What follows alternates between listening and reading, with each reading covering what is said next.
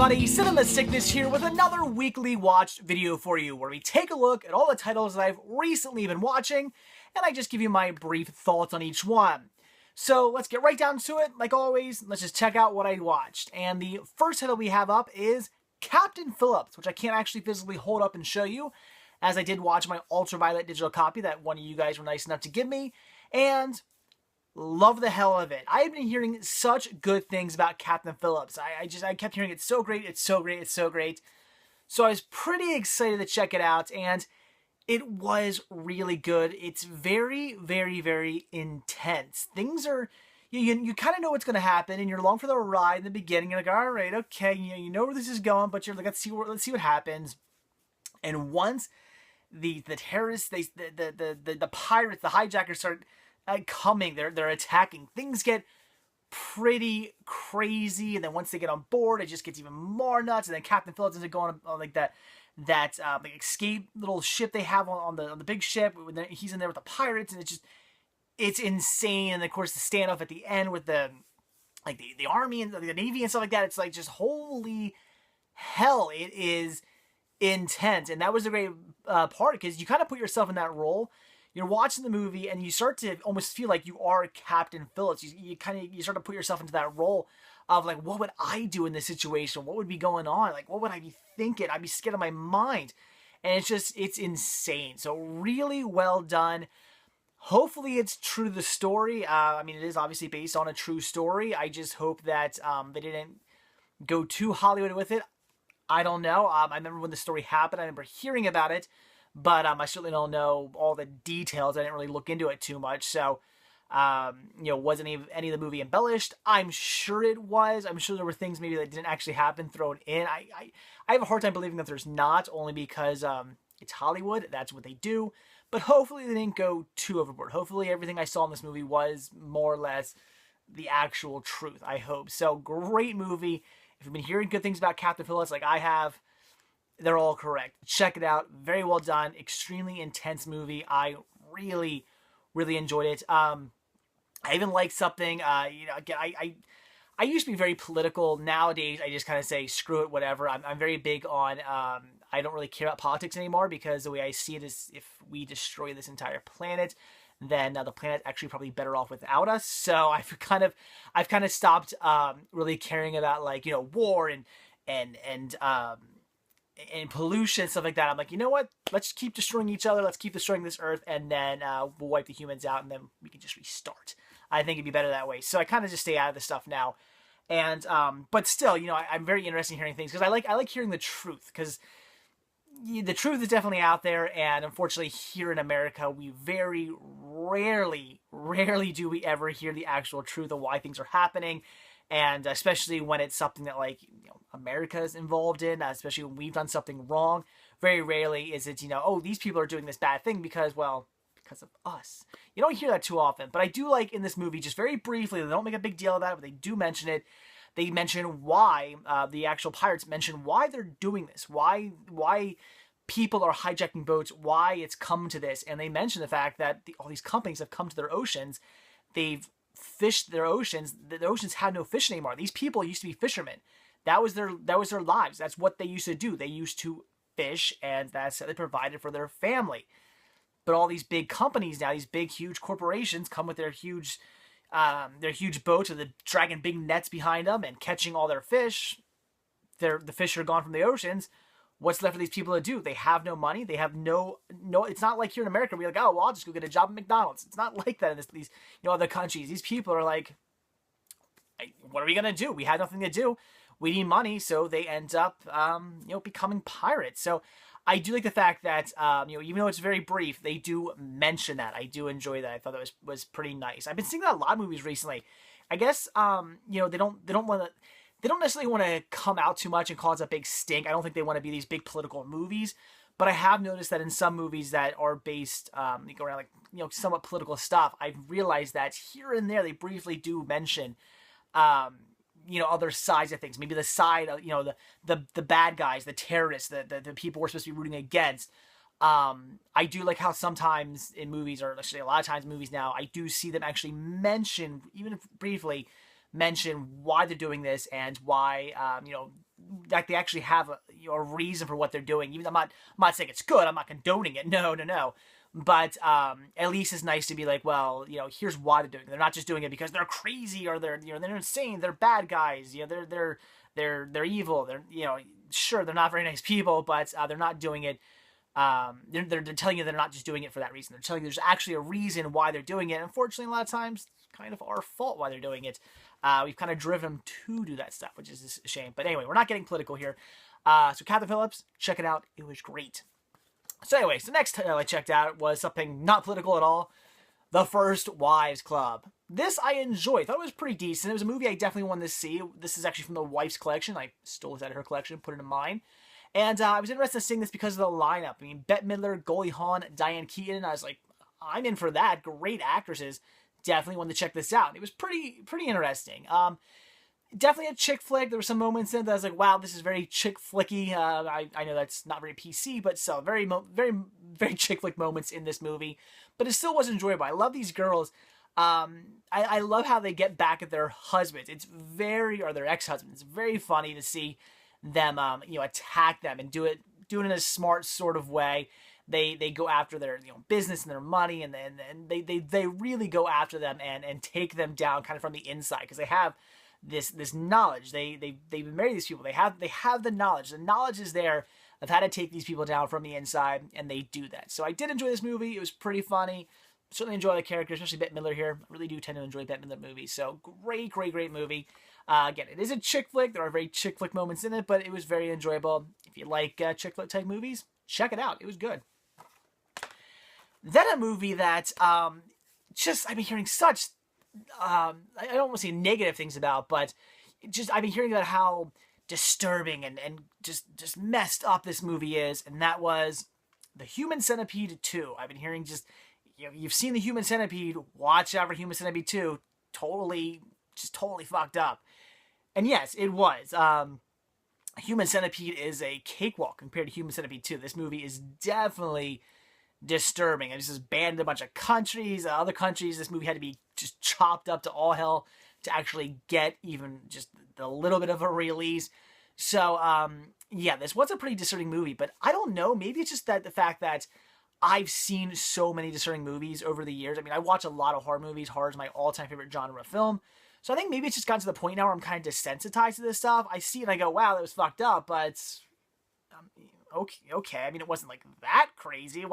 It's not like I don't watch this movie and want to go to everybody and go, oh my God, guys, did you see this movie? It was so messed up. Oh, I wouldn't want to do that. I would just go, yeah, it was pretty messed up. One of the most messed up movies I've seen, but it's not like it blew me away with how disturbing it was. I wouldn't say that, but it certainly was disturbing. It had its pretty messed up moments, but it was enjoyable if you like the Human Centipede type movies. I mean, you're getting into it with this.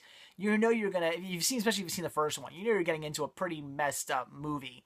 And I remember when this came out, I actually heard some bad things also about it. I mean, I was hearing how disturbing it was, but I also heard some bad things. A lot of people saying they didn't really like this movie, and they explained why, and the fact that it's all about this character right here who he's basically this fanboy of Human Centipede. He becomes like obsessed with Human Centipede and wants to create his own Human Centipede. And a lot of people were like, they didn't like that. I had no problem with that. I actually enjoyed this movie. I kind of liked that. It worked for me. I didn't have anything wrong with the idea of somebody who gets really into a movie, and maybe it's because I'm somebody who does get really into movies, letting it go to their head, and especially because this guy's, he's mentally disturbed in the first place. But the fact that he lets it go to his head and wants to do this, he becomes obsessed with Human Centipede, starts making a scrapbook and whatnot, and then starts capturing people and going for it, making a Human Centipede. So I got into that. I got into the story. I found it very interesting. In fact, I even like this one a little bit more than the first one, I would say. First one, I enjoyed for what it was. It was disturbing, but whatever. But this one I actually liked maybe a little bit more. And again, I think that's kind of because I'm a big fan of movies. I understand what it's like to be like obsessed with a movie and love a movie. So I kind of understand where he's coming from. Of course, I would never go quite this crazy with my obsession for films, but maybe that's why I liked it, because I kind of like the aspect of just a guy who's obsessed with movies, or at least this one movie. So I enjoyed it. If you've seen the first one, I recommend checking out the second one. It's messed up, but I thought it was enjoyable in just a horrible, disturbing, creepy, messed up sort of way. And I look forward to the third one. I say bring it on. The first two are pretty good. I look forward to the third one. Then a movie I had heard really good things about, and I actually had kind of mixed feelings with this, and that is Curse of Chucky. I watched the unrated cut. Now, the reason why I had mixed feelings about this is because I wasn't blown away by the story. I almost thought the movie was just kind of like, it just didn't blow me away.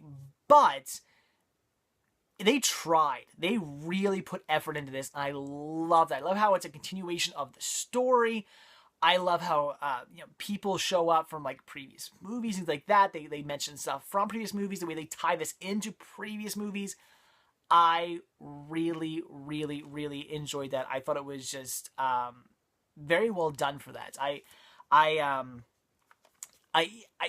got, that's the thing. I mean, I was watching this and thinking, well, the story's just okay, but the film's alright, but again, not without lack of trying. They put so much effort in this, and they really tried to make a great movie. And for that, I really enjoyed it. I enjoyed the way they tried to tie it into the other films, and even at the end when.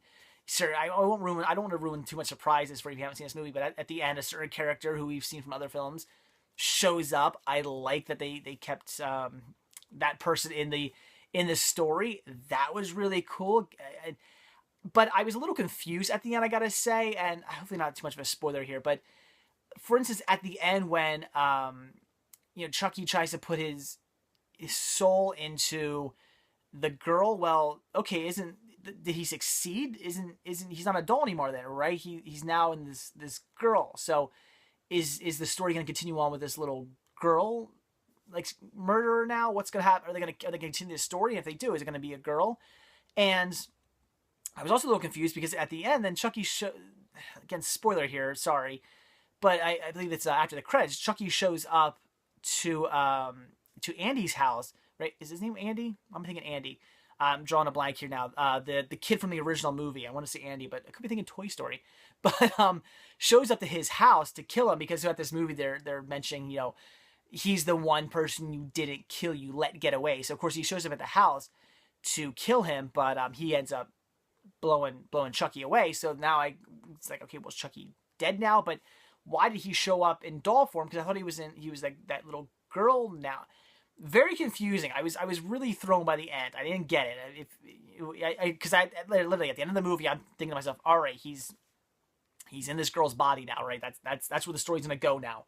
But again, then he shows up at the grown up. Again, I want to say Andy. It's Andy, right? I hope I'm not going crazy here, but shows up at his house and he's in the good guy doll, and I was like, that doesn't make sense to me. Something's wrong here. I thought he was supposed to be a girl, so. I don't know. Explain that one to me. Was I missing something? Did he not succeed going into that girl's body? I thought he did. I don't know. Could have missed something, and if I did, please explain it to me. But still, it's hard to say whether I liked or disliked this movie. I would say all in all, it was just okay. It was good. If you're a fan of the Chucky movies, if you like the Child's movies, see this one. It was enjoyable. I just wasn't blown away by the story. It didn't like really get to me. I wasn't in this one as much as some of the other Chucky movies, but I still did enjoy it, and I really love all the continuity and the way the people who made this movie, which I believe was the guy who made the other movies. I love the fact that he tried. He didn't just go out and do like another Friday the 13th or something like that. Where it's just another Jason movie, whatever, because that's pretty much how the last Friday the 13th reboot, remake, whatever the hell it was. I like in this one it's continuation of the story. They explain stuff. They go back to the original, explain why certain things in the original movie happened. Very cool. So not without lack of trying, but all in all, I thought the story was just okay. But check it out. If you're a fan of the Chucky movies, see this one. Then a movie that I have seen before but hadn't seen in many years, and that is Mean Machine. It's been a long time since I've seen this one. When did this movie come out? 2002. That was the last time I saw this movie. I remember it was something I saw at a video rental store. I remember correctly, I was down at the beach. This is back my family still at a beach house. Down there with a girl I was dating at the time, and we got bored one night. So it was late one night. We were just up. We weren't tired. I thought, hey, let's go rent a movie. So we went, rented a movie. Saw this, and because it simply said from the producer of Snatch and Lock, Stock. When I saw that, I saw Snatch and Lock, Stock. And I usually don't pick up movies when it says from the producer of, because that's, who the fuck cares who the producer was? I want to know who's like, you know, if it was from the writer of and the director of, then I'm more interested. But still, I saw Lock, Stock, and I saw Snatch, which are two of my all-time favorite movies, so I had to pick this up. And I remember not being a big fan of it, and I think that I was not a big fan of it back when I first saw it, because I was expecting another Lock, Stock, another Snatch type movie. I was expecting that. I mean, it's got characters from the movie in it, Vinnie Jones and Jason Statham, and other characters too pop up from like Snatch and Lock, Stock. So there was part of me who was expecting a movie like that, another one of the, like a Guy Ritchie type feeling movies, and it's not. It's definitely not a Guy Ritchie type film. It doesn't feel like a Guy Ritchie movie at all. So I remember back in the day when I saw this, I was disappointed with it. Years later, now that I've watched it again, I take it for what it is. I actually enjoy this movie. It's pretty decent. All about Vinnie Jones, who I love this movie because Vinnie Jones, for those of you who don't know, used to be a professional soccer player and then turned actor. I like the fact that in this movie, plays a professional soccer player. That's pretty cool. And the fact that in this movie, he ends up going to prison, and the prison guards the warden is all, of course, corrupt and whatnot, as they usually are in these movies. And basically talks him into doing this inmate versus guards soccer game. Vinnie Jones has to train all these inmates, and of course they win in the end and whatnot. And the warden gets screwed over, and things don't go so well for him. So anyway, good movie. I enjoy this one. Again, it's nothing like Lock, Stock. It's nothing like Snatch. If you read this right there, do not be expecting a Guy Ritchie movie. You're not going to get that, but it was enjoyable. Great characters, just a fun British movie. I'd recommend checking it out. This was great. Really enjoyed this movie, and that is The Secret Life of Walter Mitty. Now, I had no idea really what to expect going into this one. I've never seen the original or anything like that, which I hear is really kind of nothing like this. Apparently, the original doesn't really stick to the story so well, but I wasn't quite sure what to get in this, expecting this one. I almost thought from the trailers I saw, it's all going to be about this character who just has these wild adventures, and they're all in his head kind of a thing. That's just what I thought this was going to be, and it sort of was that, but it was a lot more. It's actually Walter Mitty. Actually, he has these crazy adventures in his head at first. He kind of spaces out for a little bit and kind of has these crazy fantasies, and then he actually gets to kind of live one. At one point, he needs to chase down the photographer because he's looking for this one piece of this one negative, this one film negative that's missing, that apparently has like the picture that needs to go on the last cover of Time magazine. So he has to chase this photographer down to try to find out where this negative is. And he actually gets to go on an adventure because he goes, well, I got to chase this guy down, goes on the adventure and lives this crazy adventure. Now, I was a little disappointed at first because I thought the adventure was over too soon. It's a nice chunk of the movie, but I thought it was going to keep going. And I was like, well, I want to see more. I want to see him keep going on this adventure, continue. But luckily, the last portion of the movie, because after he's done the adventure, the movie continues on, but without him being on the adventure anymore, it works. It actually makes it work. I was a little kind of like, oh no, is this it? They ruined the movie. I want to see him on this adventure. Keep going. But luckily, the end of the movie really does work. The last portion of the movie really does work, and you don't need him to keep going on the adventure because the story continues on in greatness. So I enjoy this movie. It was great. It was very, very enjoyable. Just a really fun kind of drama with a little bit of comedy mixed in. I'd say maybe a dramedy, but of course more heavy a little bit on the drama. So really well done. Unfortunately, I would say this movie fell under a lot of people's radar. When this movie came out, I really didn't hear much about it. I don't know if this movie did very well in the theaters or not. I'm not sure. But I remember this movie just kind of coming and going. Not a lot of people talked about it. I actually heard more people talk about it when the DVD and Blu-ray released than when it was in theaters. So I don't know. I don't think a lot of people saw this one. I think, maybe us movie fans, a lot of us probably saw it, but I would say just your average moviegoer probably passed over this one. Kind of a shame because it was very well done. Ben Stiller's great in it. See this movie. It was fun. Then a movie that I've been meaning to check out for a while now, and I just picked up, and that is Tooth Fairy. Now, why have I been meaning to check this one out? It's because it's got Dwayne "The Rock" Johnson in it. I love The Rock. Pretty much any movie he's in, I'm going to check out. Although I'm a little weary of checking out Southland Tales because I hear that movie's horrible. The wife has it. So one of these days I'm going to check that movie out, but I've heard such bad things about that movie. I don't know. But anyway, so I really want to check this movie out because I do like family-friendly kids movies. I have a bunch of family-friendly kids movies in my collection. I enjoy them. They're fun. Kids, I have nothing wrong with kids movies. I love kids movies. It takes me back to being a kid. I love kids movies. They're great, and I look forward to watching kids movies with my kid when he's old enough to start watching films. But really, I won this heat because of The Rock. And all in all, it was just an okay movie. It's just alright. It is a family-friendly kid comedy. It is what it is. Dwayne The Rock Johnson, he plays a hockey player, but he's not exactly the nicest guy in the world to this girl he's dating who has 2 kids. He's not exactly the nicest person to them, and he doesn't believe in the tooth fairy, and he goes to tell the daughter there isn't a tooth fairy, and ends up becoming a tooth fairy because he has to... he basically gets sentenced to be a tooth fairy for a while by Mary Poppins herself, which is pretty cool. So, again, it's just alright. It's The Rock having to become a tooth fairy and kind of finding himself and becoming a nice guy sort of story. Of course, at the end, he's no more the mean hockey player who's kind of a jerk to these kids. He's all of a sudden the really nice, the really nice family man type of guy. He's ready to buckle down with his girlfriend and marry her and love the kids and yada yada yada. So of course, family friendly, feel good movie. But if you like kids movies, it was all right. I'd say check it out, and I look forward to seeing the second one. Now a movie that, man, I was so excited to check this out ever since I first heard this movie was even going to be released, and that is The World's End. I am a huge fan of Shaun of the Dead, and I really like Hot Fuzz as well. I think Hot Fuzz is another fantastic film. So when I heard this was coming out in theaters, I was so excited to see it, and I never got out to the theater to see it. I was going to, and for whatever reason, I never made it out there, and I was so bummed about that. I really wanted to go out and see it, but unfortunately I didn't make it out to the theaters. So when it came out on DVD and Blu-ray, I knew I was going to pick it up sometime soon. In fact, I knew I was probably going to end up buying this before it dropped down to $5, and I did because I had a Target gift card. I returned some stuff, and they gave me the money back on a gift card, unfortunately.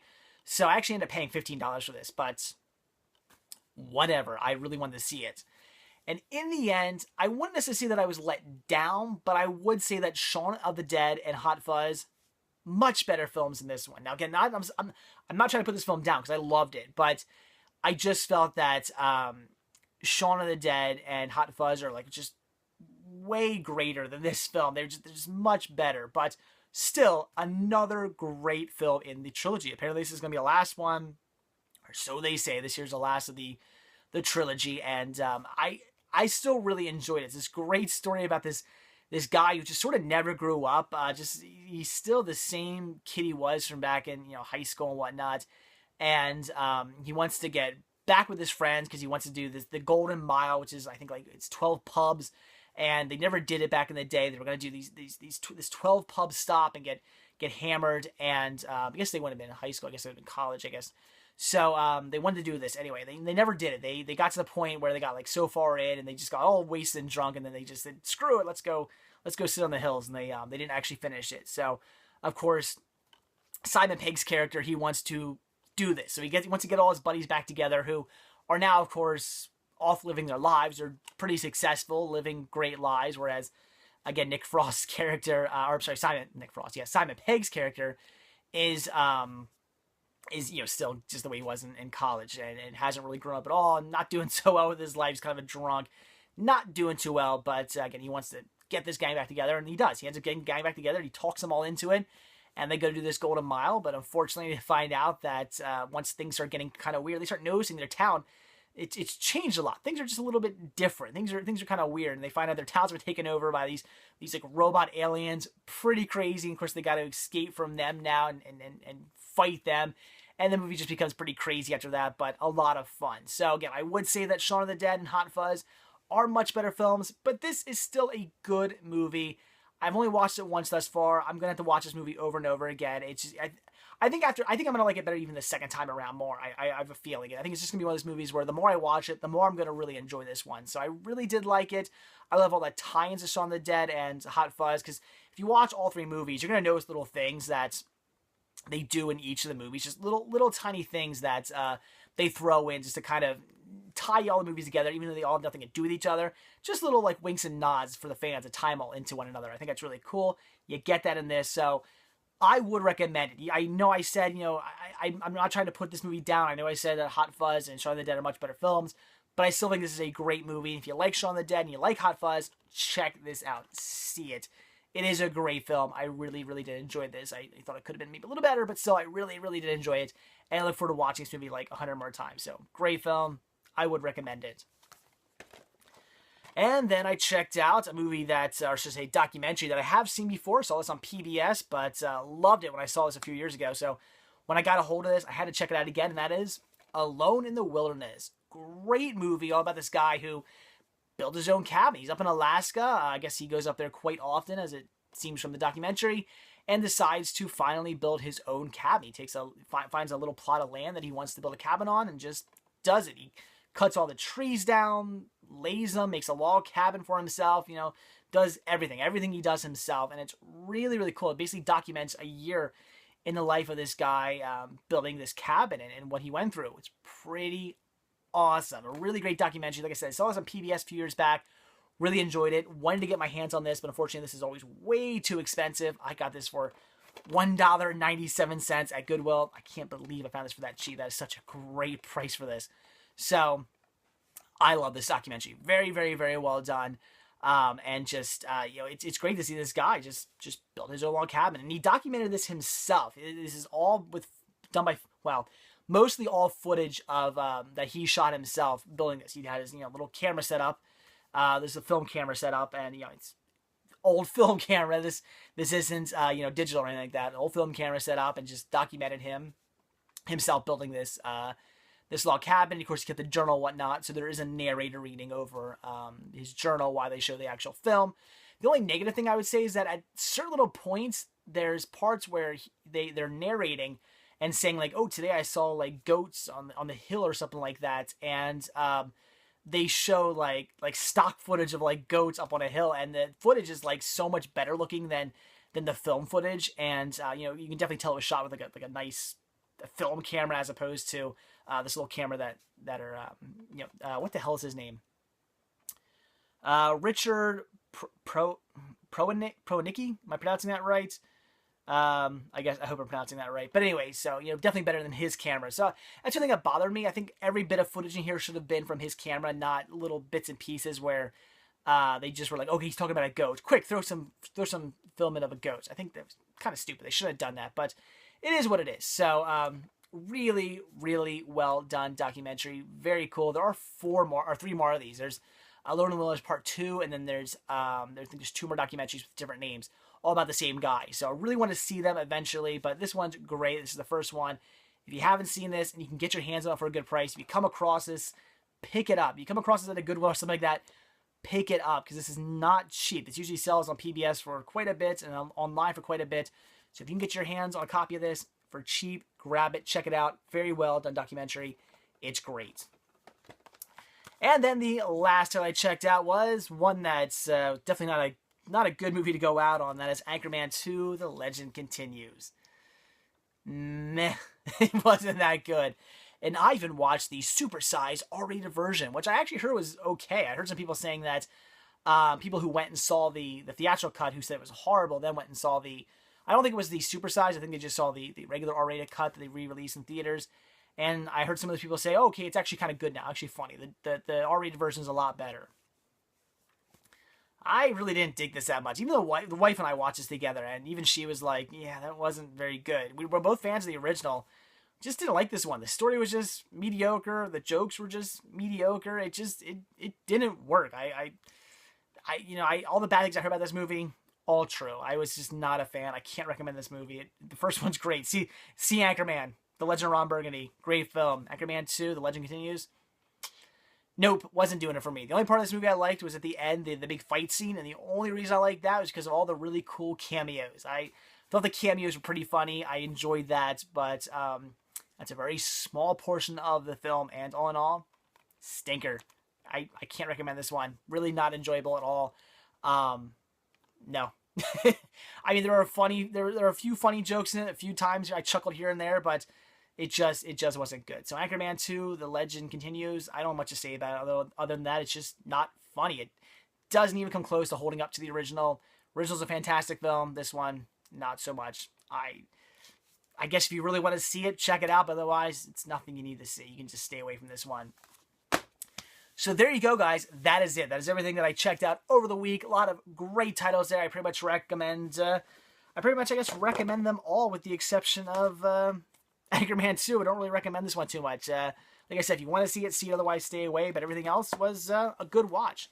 So that is it, guys. So like I always say, if you like this video, please give me a like. If you're not already subbed, please do.